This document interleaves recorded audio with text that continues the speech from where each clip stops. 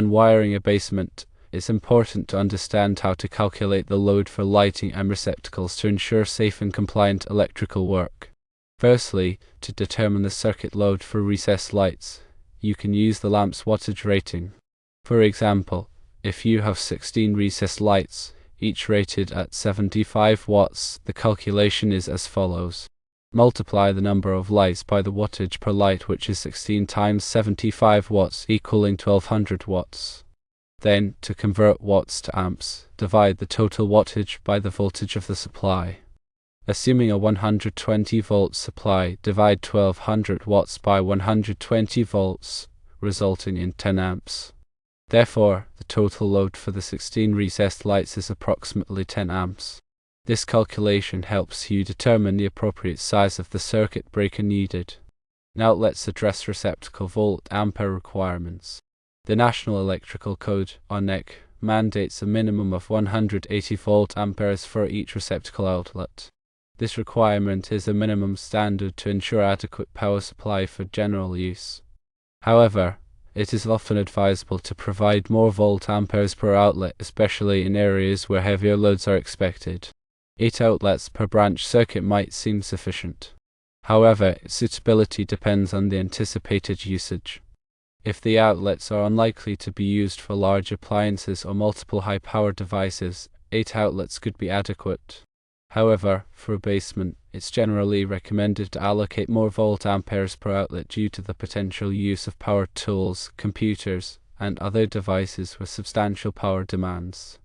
When planning your basement's electrical layout, consider the types of devices and appliances that will be used.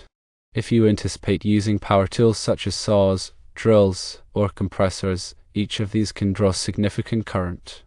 Similarly, computers, gaming consoles, and entertainment systems can collectively require considerable power. If multiple high-power devices are used simultaneously on a single circuit, it can lead to overloading, causing the circuit breaker to trip or, in severe cases, creating a fire hazard. To mitigate this risk, consider increasing the volt-ampere allocation per outlet or reducing the number of outlets on each branch circuit.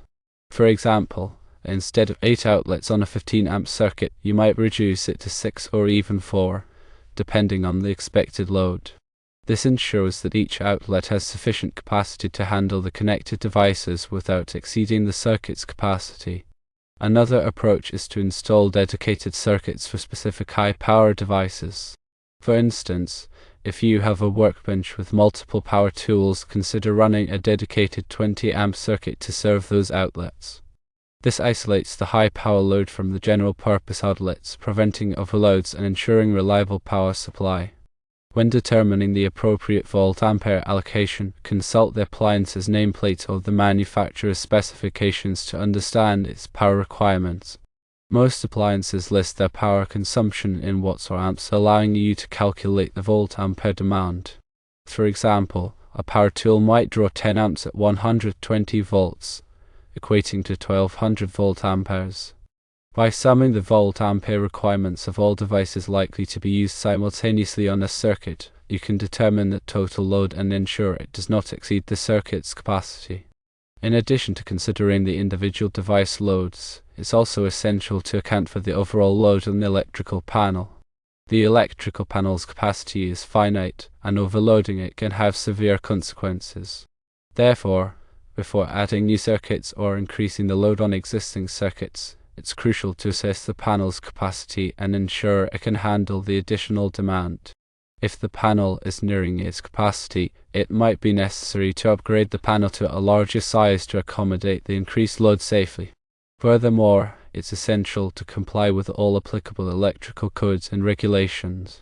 The NEC provides comprehensive guidelines for electrical installations, including requirements for circuit sizing, wiring methods, and grounding.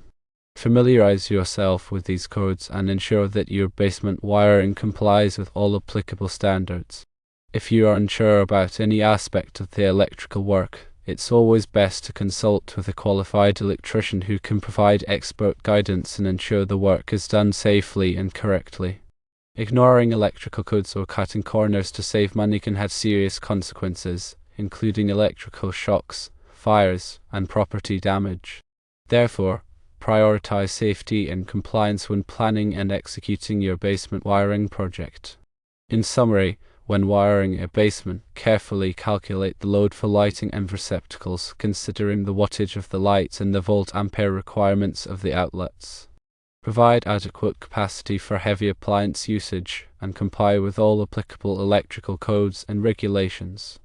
If you are unsure about any aspect of the electrical work, consult with a qualified electrician to ensure the work is done safely and correctly. Remember, electrical safety should always be a top priority. Proper planning, careful execution, and adherence to electrical codes are essential for creating a safe and functional basement electrical system.